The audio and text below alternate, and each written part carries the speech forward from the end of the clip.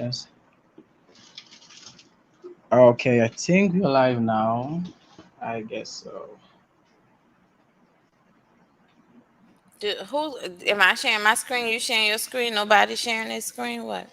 Now, you should be the one sharing your screen. Okay.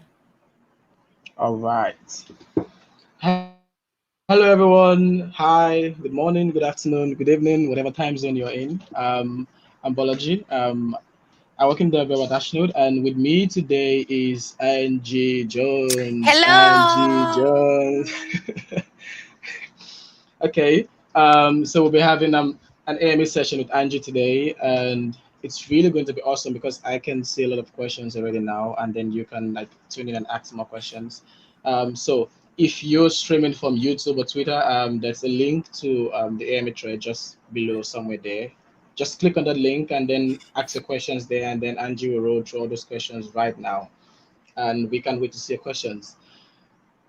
Maybe before we just roll, I can just introduce Angie. I'm sure everyone, like, if we try to run a survey now, like, let's say maybe just 2% will not know Angie, right? So I'm going to help that 2% now and introduce Angie. So Angie is a senior developer advocate who specializes in test automation strategies and techniques.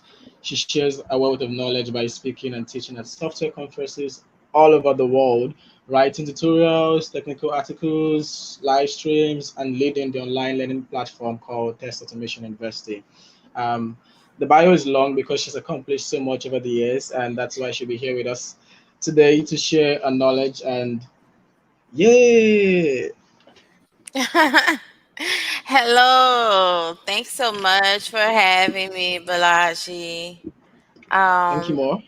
let's hop into it. So I'm going to share my screen. Okay. Sharing. Okay, share screen. Yes, this one. Okay, good. Can you see Balaji? Um, Not yet. Okay. Yeah, I can see now. Okay, perfect. All right, so yeah, I'm just gonna kind of like go through these, and you can hear me like think aloud, but I'll also answer them as well. Okay, first one is from Balaji. uh, your Yeah. innovative and out of the box thinking style has resulted in more than 25 patented inventions. I've heard the word patent several times, but have a blurred understanding of it, and I'm sure others do also. What does patent inventions actually mean? And how do you go about getting one? And what inspired? Okay, so um a patent is basically like an idea that you have that no one else has had before, or at least publicly shared that idea before.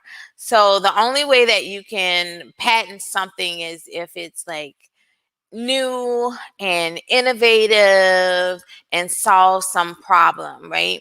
um and so we do this all the time as engineers, and a lot of times the tech companies that we work for have like what's called IP, or intellectual property. And the way that they obtain this intellectual property is from employees like ourselves.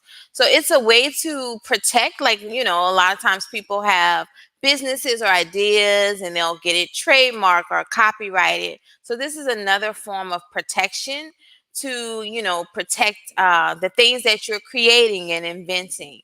And it's sometimes people say, well, especially in the era of open source, like why would you patent something, and we should, put all ideas available free of charge. And unfortunately, that's just not the way business works, right? So um, all businesses have like some level of IP or intellectual property, and they want to protect this because it gives them a competitive advantage over others in that space. So that's how I got involved in it, just working at one of my companies, and some of the work that I was doing, we sought out to patent it.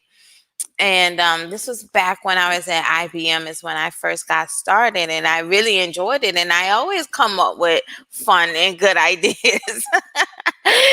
So they provided like an avenue to be able to protect those with patents. So the things that I've patented, they've been in areas, you can see them all actually. So I'm going to show y'all. If you go to like my LinkedIn, or you could Google search it, but if this will probably be easier. If you go to my LinkedIn, on my profile, there's a section here. Where is it? Accomplishments. And under here you see the patents, right? And so you can expand this, and then you'll have like links to all of the patents and what they're about. But basically they've been in areas like virtual worlds, collaborative software like email and instant messaging, smarter planet type of stuff. So yeah, software development in general or whatever. So you can see all of them here.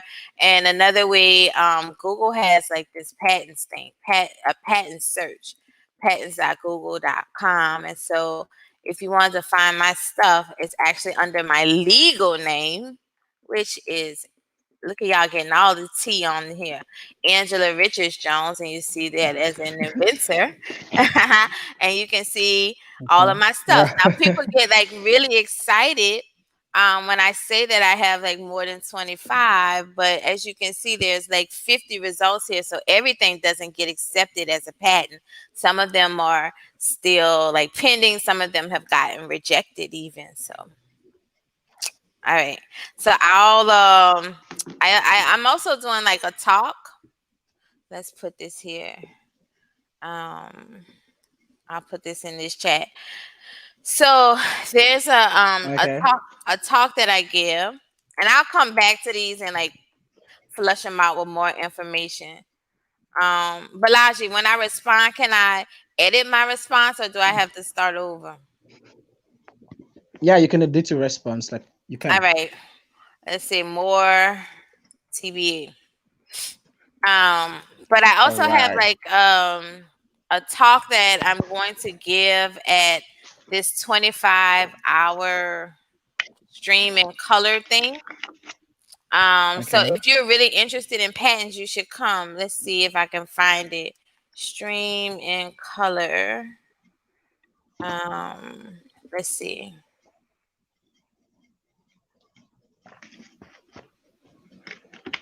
I don't know, and I better watch what I'm searching for. Who knows what you'll get on Twitter? So, but I'll link that as well. So I'm gonna do like this talk, and I'm gonna basically talk about like how do you come up with ideas, what's the process, and it varies country to country. And my experiences in the U.S., so that's where I'll be coming from. But still, I'll help you like think about ideas and stuff. All right. Yeah.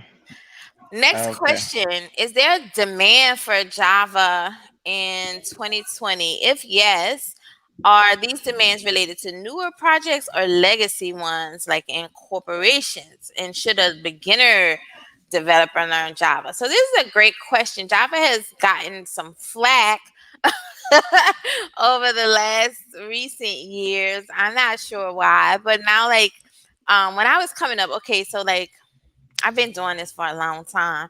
And when I first got into the industry, like Java was the new kid on the block. Like nobody knew Java. And I went in as like a new college hire, being certified in Java. So it's funny how times change.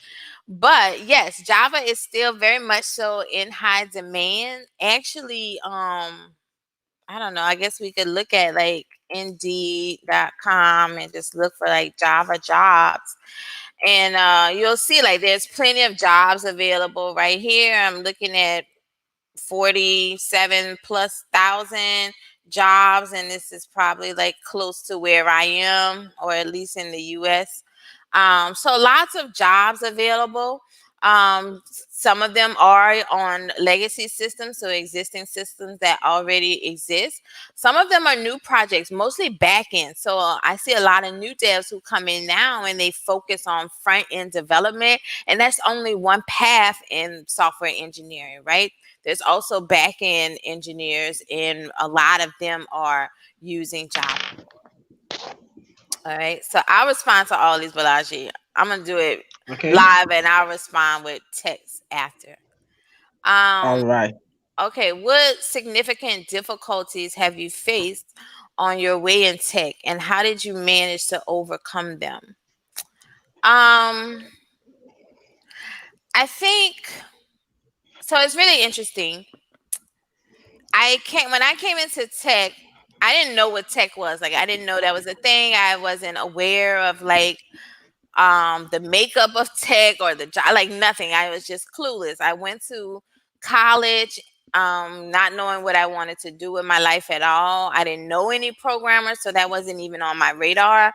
And my father recommended that I take like at least one computer class, so that I could do, he realized this was an emerging space, and any job is going to really require you to at least have some kind of computer literacy. So he said, just take a class so you understand like how computers work. And I'm like, all right, whatever.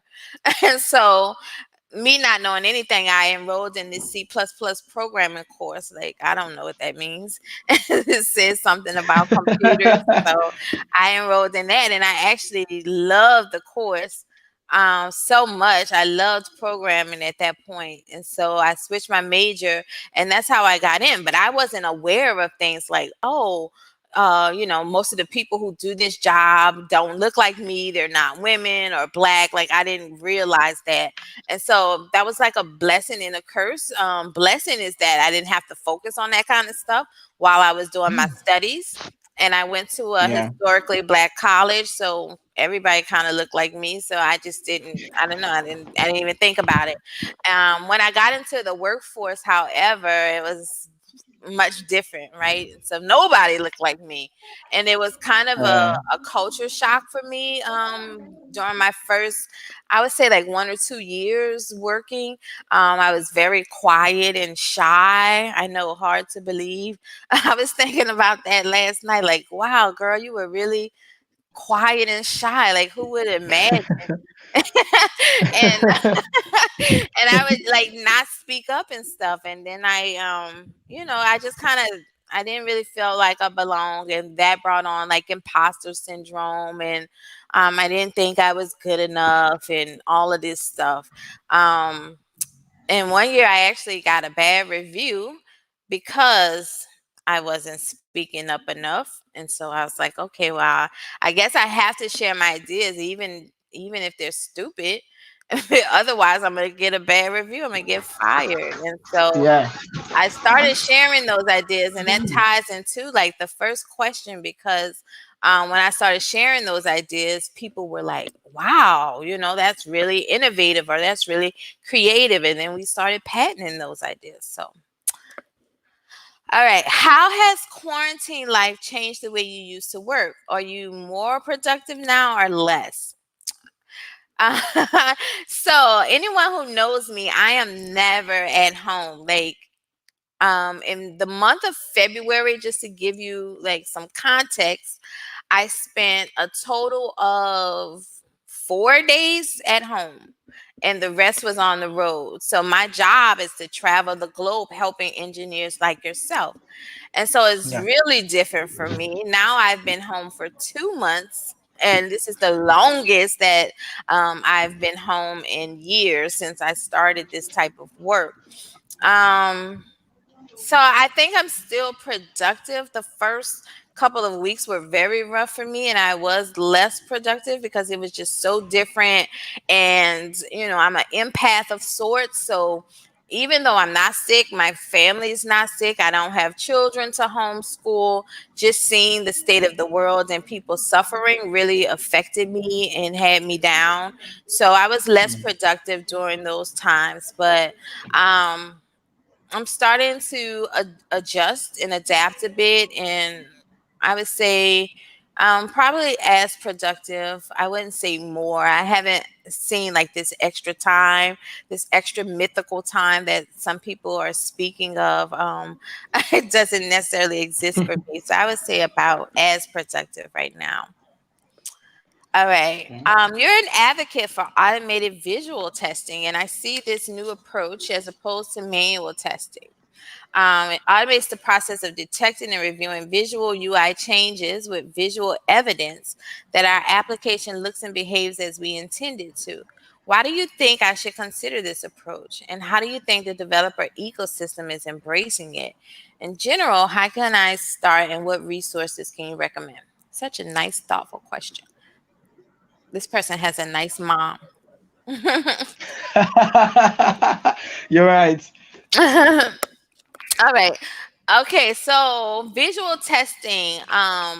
Yeah, this is a an addition to like the traditional automated testing. So when we automate something, let's just look at like any application. Automation bookstore. Let's look at this. So if you are automating this and like you want to make sure that, let's say, like these books exist and you're automating this test, when you automate that with the traditional assertion libraries or the browser automation tools, what they're doing, everything that they're doing is actually in the DOM here. And so when they say, does something exist, they're basically looking in the DOM and does this div exist or whatever. Yeah. And that's the way that traditional automation tools work. So we all know as developers, just because it says something in the DOM doesn't mean it looks right, right? CSS is Yeah. a bully. So, Yeah. visual testing looks on the surface to make sure that your application actually looks the way that you want it to do. So I talk about this a lot because my employer actually makes a visual testing tool. So Applitools, and they make this API which is called eyes. Like, so you look at the screen with your eyes. And yeah, anytime I talk about it, developers love it. They realize the value in this because, you know, especially when we start talking about cross-platform stuff, we can see Yeah. that things get really wonky and different viewport sizes can really mess up your view. So what would I recommend? Look at Applitools. And I run this Test Automation University, which is courses. All the courses are free. All the courses are Wow. free forever, and they are around how to test software and stuff. So if you look for like visual ones, here are the courses on visual testing and like the different languages. So this is the one I teach. That's the one in Java, but you see we have C# and JavaScript and Python and for mobile as well. All right. What is the best advice someone has given you that has helped you in your career that you can also give to me? Um, I'm going to say the best advice would be to ask for help. And this seems really trivial, but I know for a fact that this is something that people struggle with. You know, you especially in our industry where everyone is so smart, right? And we have all of these resources available. We have Google and blog posts and books and things. And so in our industry, it's almost expected for you to know things or at least know how to get them. So it takes a bit of humility to be able to say, I don't know, and can you help me? I don't know I don't know the answer to this. And it took me to get to a certain place of maturity as well to be able to admit that, because you have to feel comfortable asking someone for help. You have to trust that they won't think that you're, you know, dumb or inexperienced or, you know, not qualified. And that's especially hard for underrepresented people. So I had to get to a place where I was confident in my skills and myself. And I framed my questions so that, okay, here, I understand the problem. I've thought of these solutions. They didn't work. I've tried these things and I am stuck. Can you help me? And I feel like that has been some really great advice in helping to, you know, just kind of with like team bonding.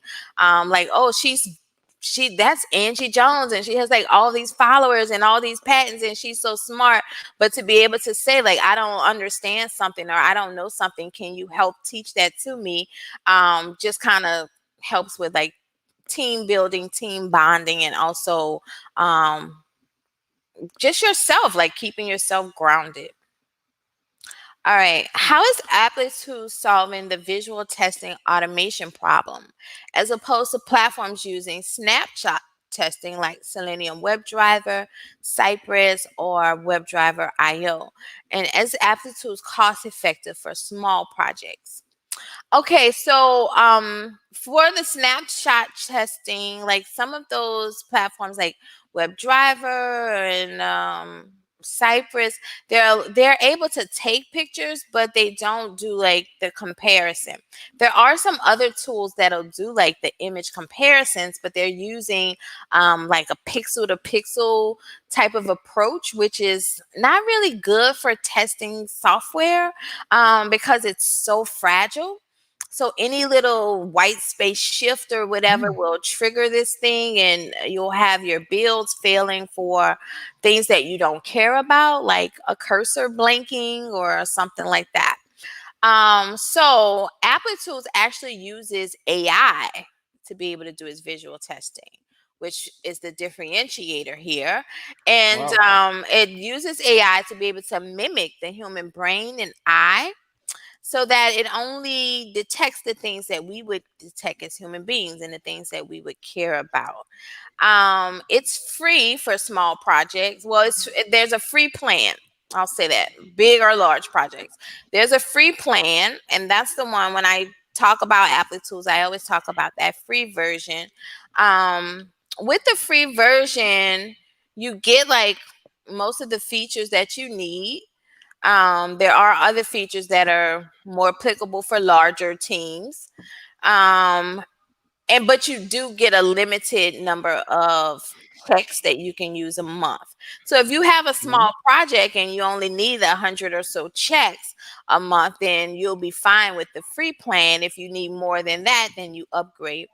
Also for open source projects, so if you have a legit open source project, then we offer an upgraded plan for free for open source projects. So not like Okay. your personal side project where you only put your dog pics, not like that, but like um like a legit, like Selenium WebDriver, for example, is a open source Yeah. project, so they can utilize Applitools Yeah. for free, upgraded account for free. You just hit me up and I'll set you up with that. All right. Right. How did you get into public speaking, and what advice do you have for a beginner like me? hmm It's just interesting. I told you all that I was really shy in the beginning of my career, so this was never Yeah. something I envisioned for myself. But I went to a conference one time, a tech conference, and I went to all the sessions and things. And at the end of that conference, I thought, man, I didn't really learn a lot here.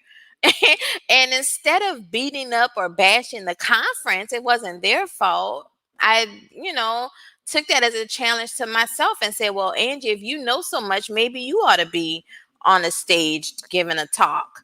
And so I took that as a goal of mine. But like many of us, this was just a goal, and I didn't take any actions on it. It was just something in the back of my mind, like, yeah, I might want to give a talk one day. But I happened to be on Twitter, and I was just scrolling, minding my own business, and I saw an advertisement for a conference. And on that advertisement was a woman. Her name is Anise Davis. It was a flyer with her picture on it. And Anise Davis is this beautiful brown skinned woman like me, and she had dreadlocks. And they were advertising her as the keynote speaker. And I kid you not, this stopped me in my tracks. Like, I stopped scrolling on Twitter. And I was like, who is this and what is this conference? Because I have to be there, because I never saw a black woman speaking at a tech conference, nor had I seen, a black woman keynote in a tech conference. What? So this conference was actually Write Speak Code. And I said, wow, this sounds really interesting. It was a conference for women and non binary people. And you come to the conference and they teach you all about working out loud, doing public talks, writing blog posts, contributing to open source. And I was like, okay, this is perfect because I had that goal of wanting to go and speak. And so I went to this conference. It was 4-day conference. And let me tell you, that conference literally changed my life. Like I left that conference so on fire. Like I left there. My husband can tell you I came home. I was like, I need a headshot. I need to get me a website. Like I'm going places. I was so excited. And so that's what got me started. And that same year that I went to that conference, I started submitting to speak and I got accepted to do 2 conferences that year. By the end of that year, I was like international conference speaker or Wow. whatever. So it literally changed my life. I'm forever indebted to them. Advice for you is to start small. So when I went to that conference, I knew I wanted to give a talk, and that's all I cared about. And I knew they were going to talk about writing. I didn't care about that. I was like, okay, I don't care about that. Open source, contributing to that. I'm like, I don't really care about that. But they made such a compelling argument of how all of this stuff plays together in building your profile. And so I said, okay, they convinced me. I started my blog post, and that really helped me to get these speaking engagements because when you think about it, and this was pre-COVID-19. So this is when we were Okay. actually going to conferences live, people paying money to actually hear you speak. So the conferences Yeah. are very selective about who they choose. They want people who already have a following. They want people who actually know what they're talking about and can deliver a good talk. And so in writing my blog post, I don't have to wait for permission or acceptance from anyone. I can write my ideas. And this was enough to show, like, wow, this person has some interesting thoughts or they actually know their stuff. And this also helped me to build a following as well, which all contributed to me landing like my first speaking engagement. So start Wow. small, something you can control, like maybe writing your blog post. And this helps you think through things and how to deliver information and content. And then you can start looking at maybe speaking at local meetups where it's not as much pressure, it's not as competitive, and then get into things like conferences. All right. Could you explain Okay. how to learn unit testing, security testing, penetration testing, white box testing, all the testing? Yes. All right. So there's this great site that I recommend. Let's see, Guru 99 testing. Here is this free course on software testing. It's text based, I believe. They may have, yeah, okay, looks like they have some videos too. All right, so this one talks about all the different kinds of testing. Like, it's a bunch of stuff here. So I recommend that you start there. Where am I? See, I don't do tabs a lot. So see, I'm already lost with the tabs. So testing, go here, and then automated testing. If you want to get into like the unit and all of that stuff, come here to testautomationu.com and we got you covered on the automation front. All right. Okay. Hi, Angie. What is for you the best way to manage test automation data? Do you think that managing your test data in files, databases, or APIs are good options? Yes, all of them are fine options. It depends on like how much test data you have. So if it's just like some usernames and like a little bit of criteria about them, then a file might be fine. You can even put it in like source code, like a special class that holds this information. If the data is going to be changing, like it's not static data and you can't necessarily rely on it being in a certain state, then databases and APIs are good to consult as like a source of truth. So maybe you say, I want to query, like I want to search this, but you don't know which books are going to be here. So maybe you query like the API or the database to say which books would I get if I did this search. And then you can come to the UI and like verify that those books are actually there.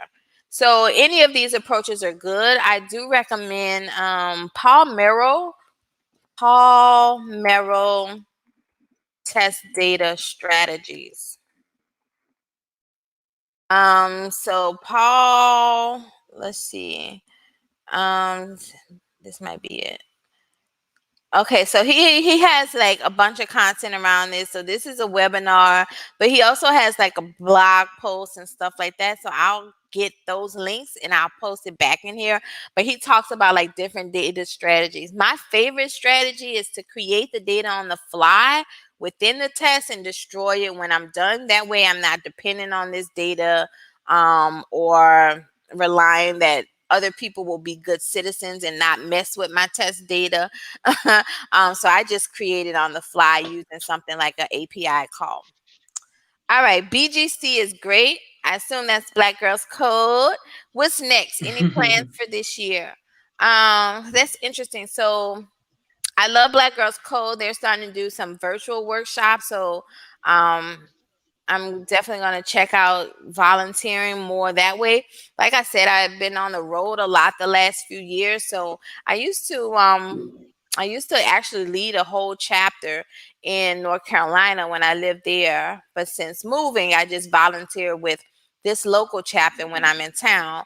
So I'm going to look into doing like more virtually with them. And funny you asked this question because someone posted like some joke or something. I'll never find it because I talk too much on Twitter. But basically it said like, what is your username? Like change your username into a job. What's your new job? And my username is techgirl1908. So I said, oh, my job would be getting 1,908 girls into tech. And that like blew up.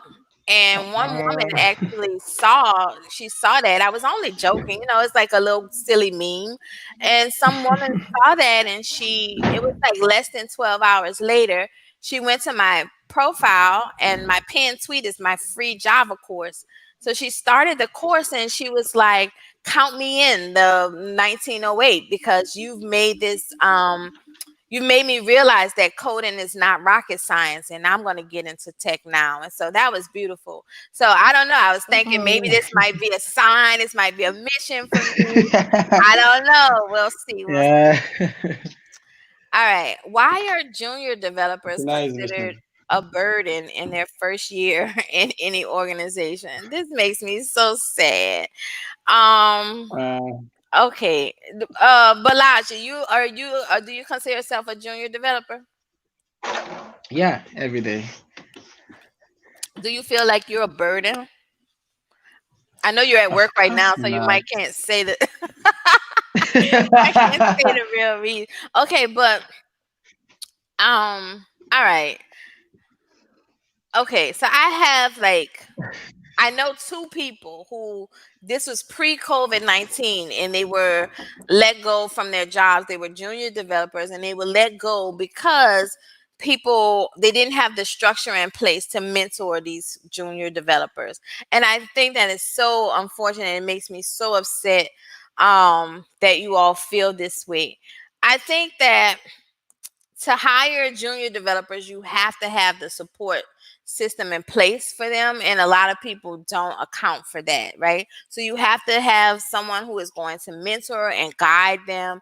You have to put in, a little bit more investment to get them on the ground and running effectively, right?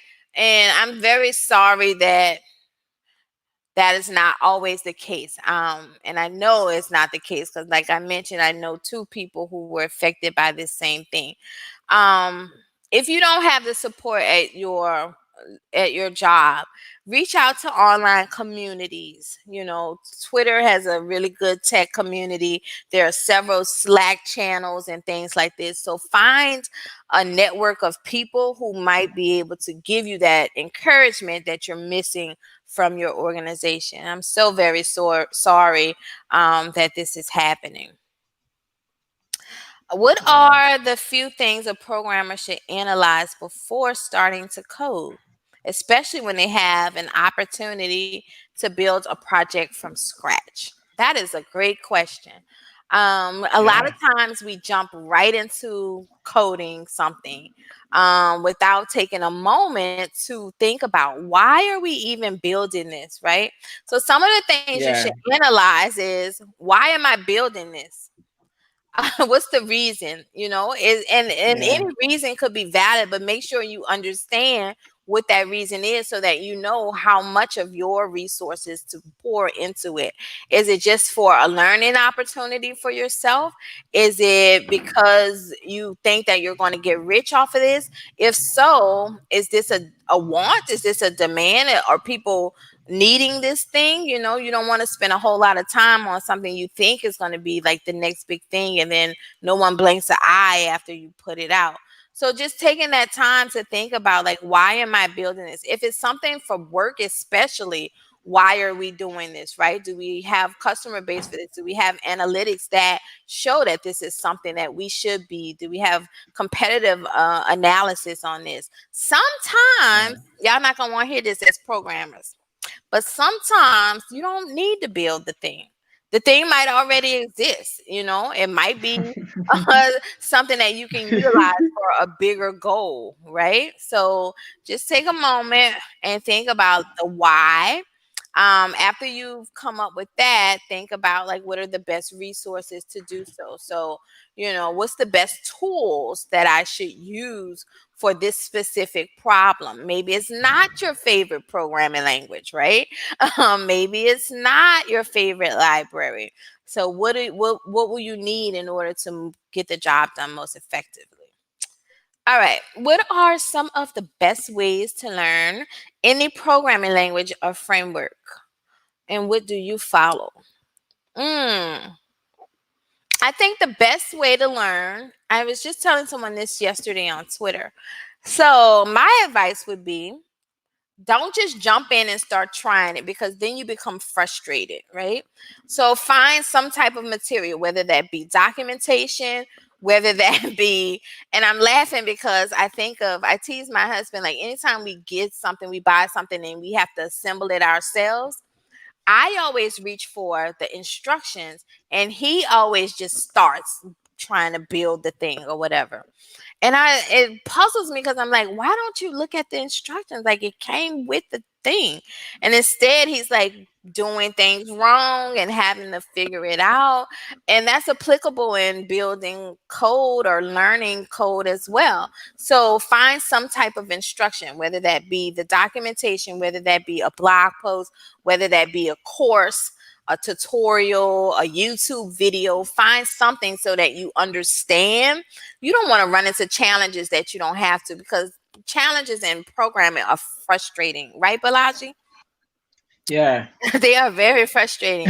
So if you can avoid, you're going to have your own challenges no matter what. Never is coding just smooth Yeah. sailing. So if you can eliminate some of those things, do so. So look at some source of information, some source of knowledge. But then after you gain that knowledge, build the thing, right? Go build something with it.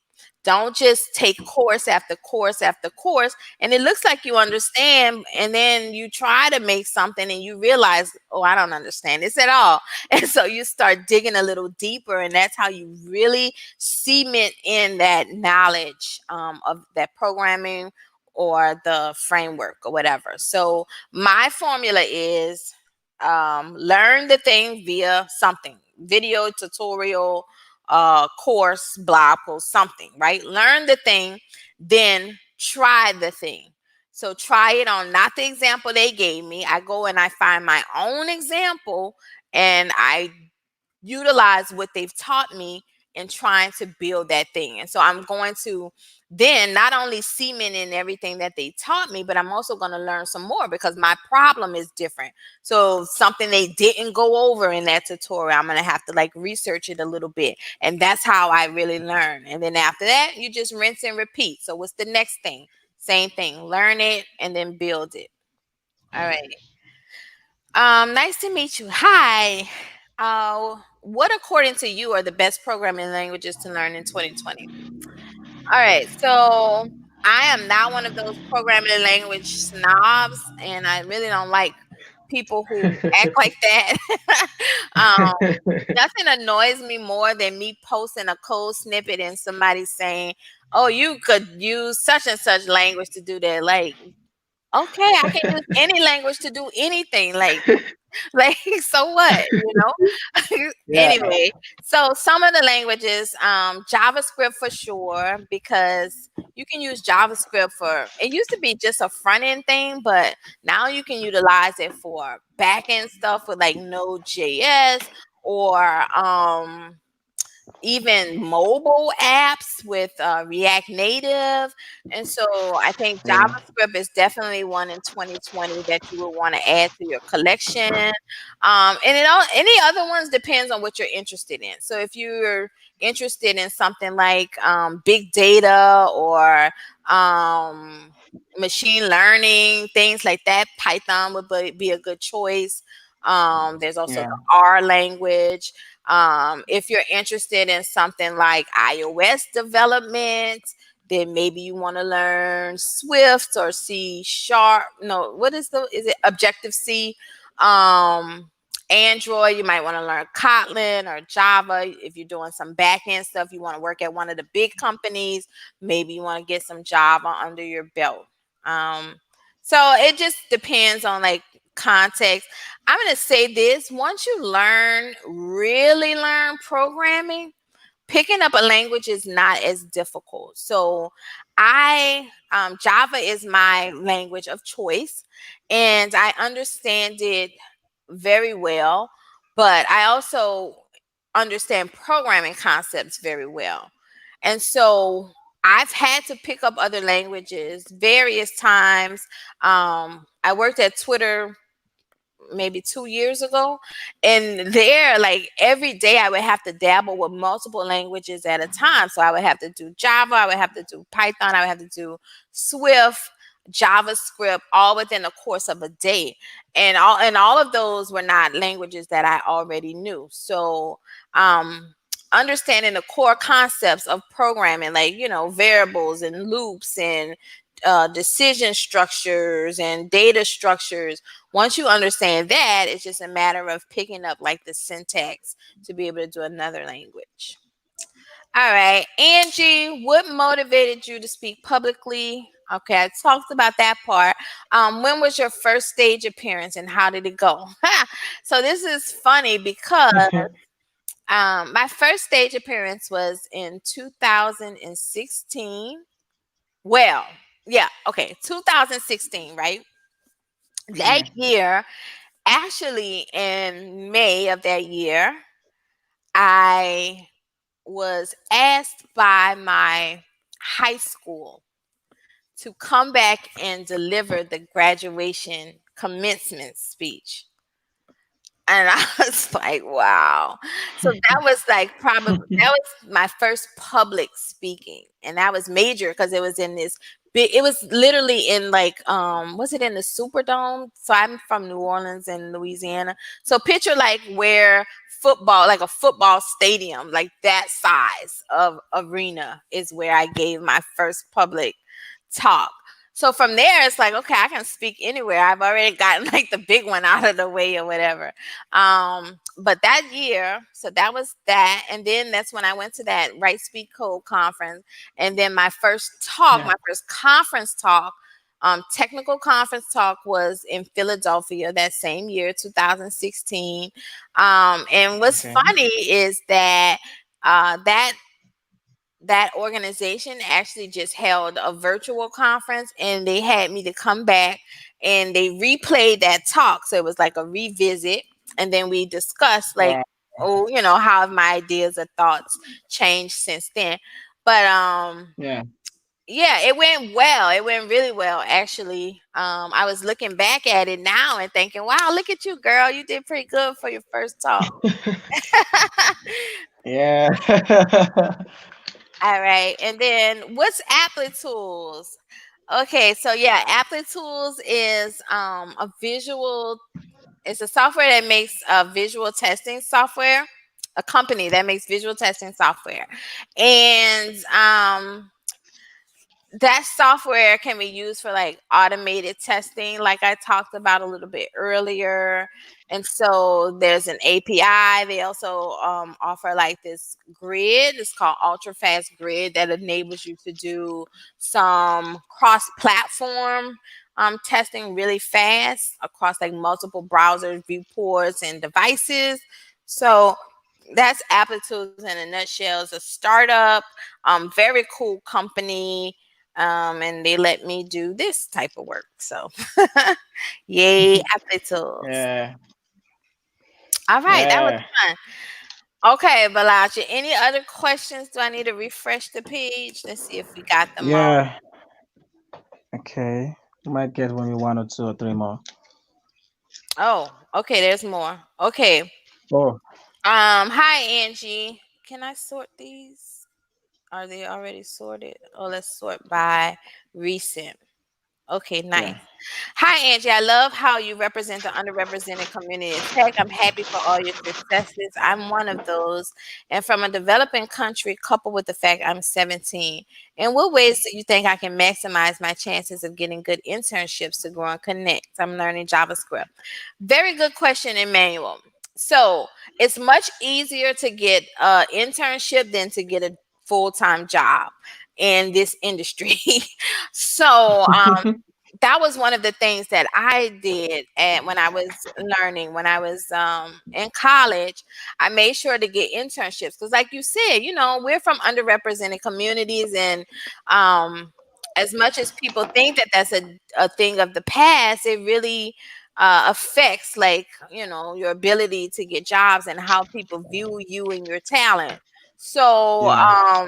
getting internships is just so much easier. It's much less investment. So if you are in school, definitely reach out to like the career department. They helped me to land some internships. So I did internships. I did 3 of them. 2 I did at um, Boeing, and 1 I did at IBM. So that was some really good experience for me. I also went ahead and got certified as a Java programmer while I was still in college.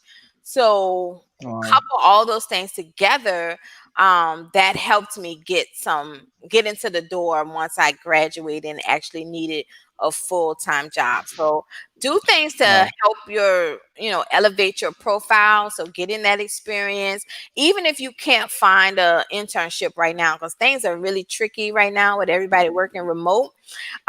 Contribute to some open source projects, right? So find some open source projects that you can contribute to, and you can place those things as on your resume as experience, right? So that's showing are you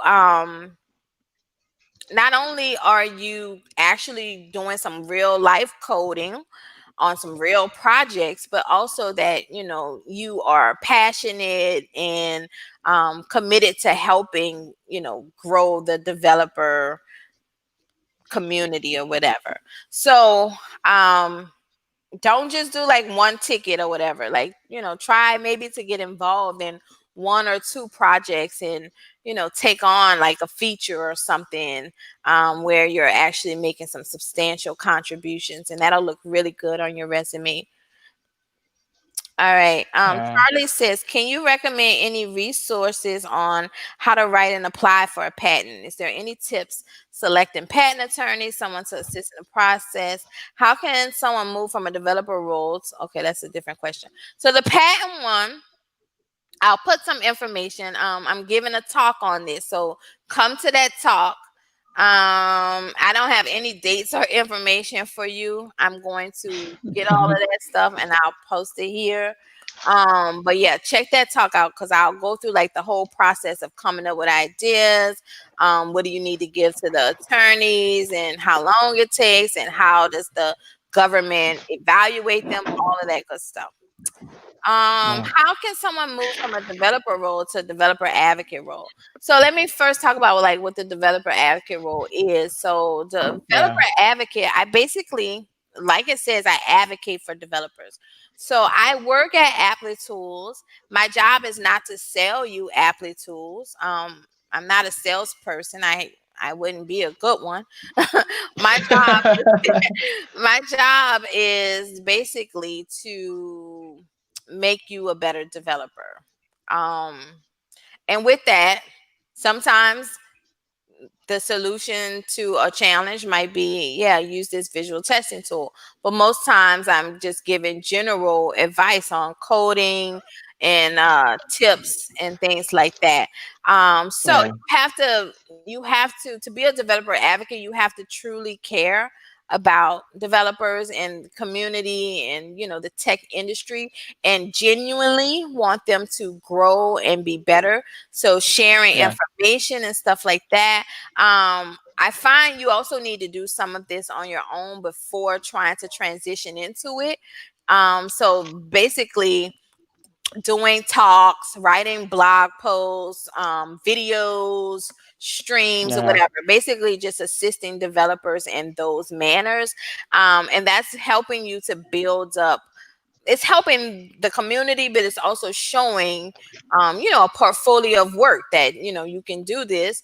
And with that, you probably will also grow a following, which is really appealing to employers who are looking for developer advocates. They want you to kind of already have an audience that you're speaking to.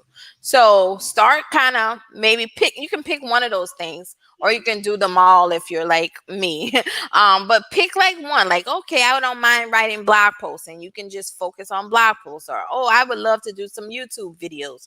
Do your YouTube videos, whatever you want, figure that piece out. And then you can start looking for roles because you'll have some experience to show them. As a developer advocate, what kind of impact do you have inside your organization? Do you contribute to the code base, or do you have a more non-development impact? All right, that's a great question too. So inside my organization, um, I'm still advocating for developers inside of my organization. And what I mean by that is I'm feeding them back information from like I said, I say like this is what the streets are saying. So Yeah. basically I say like developers are saying that they want X, Y, and Z. Maybe we should look Yeah. at developing a feature that does that. Or if they have an idea for the feature, oh, we should do this feature. I can say, as a developer, I know this sucks, right? And developers feel this kind of way about this. Yeah. We shouldn't do this, or we should do it like this, and I provide some input to like the Yeah. R&D teams of like how we should best build this and what's the best flow for developers like myself. So that's my impact inside the organization. I'm not actually coding on production code, but let me tell you, I'm coding a lot, and I love this Yeah. because I'm able to code the stuff I want to code versus somebody saying build this component, this little small file upload component, and that's my day. I can say, what do I want to learn today? Like there's a new tool that Microsoft just put out called Playwright that does automation. I don't know anything about it, so this is not me booming it, but I want to go play with it. So that's what I'm gonna do today. I'm about to go and like download that, install it. I'm gonna play around with it, and then I can provide info back to the development community. Like I tried this tool. Here's the things I liked. It plays well with these other tools or whatever. So I'm basically the guinea pig for developers. How okay, I read this one already. Okay, so I think that's might be all of them. Yeah.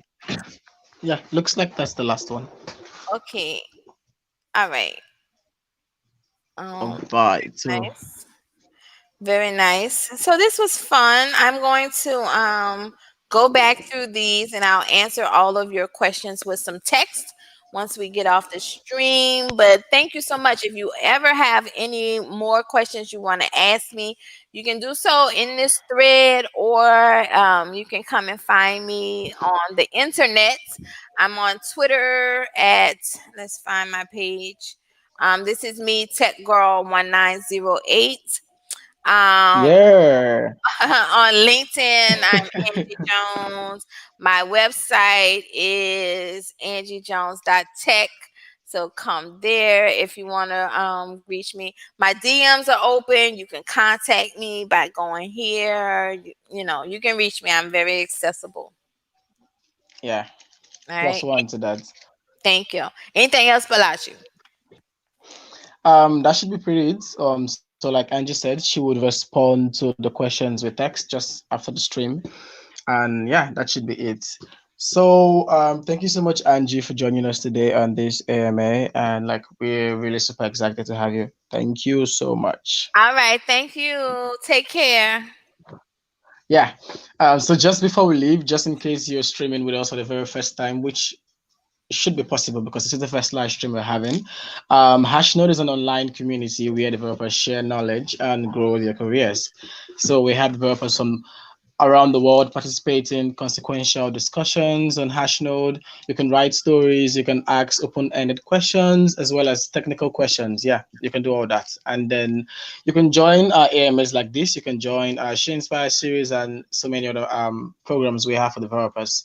And then just one product you might want to check out is DevBlog. So DevBlog has a free blogging platform for developers, and it is built by the amazing folks at Hashnode. So you might want to check out hashnode.com/devblog.